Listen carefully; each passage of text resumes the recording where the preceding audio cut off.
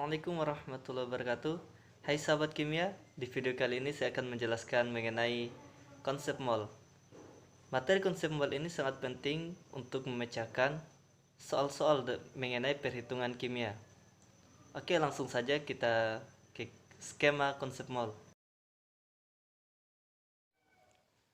Oke, di sini saya sudah menyediakan skema konsep mol.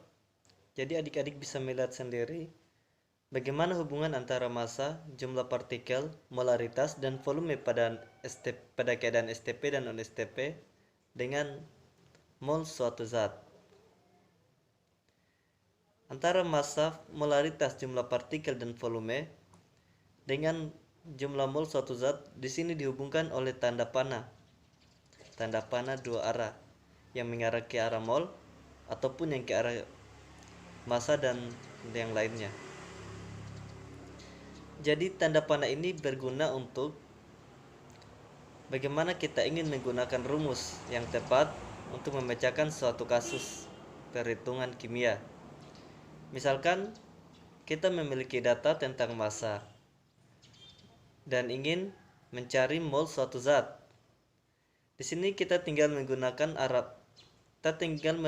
panah yang berawal dari massa mengarah ke arah jumlah mol. Dan begitu pula seterusnya dengan besaran-besaran yang lain.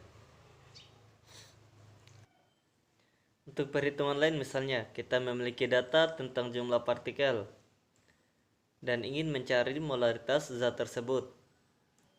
Maka di sini kita tinggal menggunakan tanda panah yang berawal dari jumlah partikel mengarah ke arah jumlah mol dan dilanjutkan dengan tanda panah yang mengarah ke arah molaritas. Jadi adik-adik bisa melihat rumus apa yang bisa digunakan. Oke, mungkin jika adik-adik atau teman-teman masih kurang mengerti bisa ditanyakan di kolom komentar. Untuk lebih menambah pemahaman adik-adik mengenai konsep mol ini, kita akan langsung membahas suatu soal mengenai stokiometri reaksi yang di dalamnya ada perhitungan konsep mol. Oke, langsung saja ke contoh soal.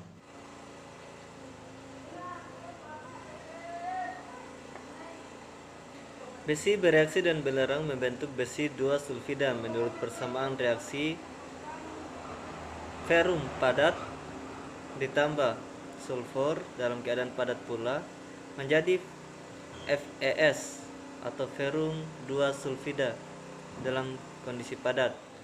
Bila 28 gram besi bereaksi dengan 32 gram belerang, massa besi 2 sulfida yang terbentuk adalah sebanyak, ya di sini massa molarnya sudah diketahui, yaitu massa molar Fe sama dengan 56 dan massa molar sulfur sama dengan 32.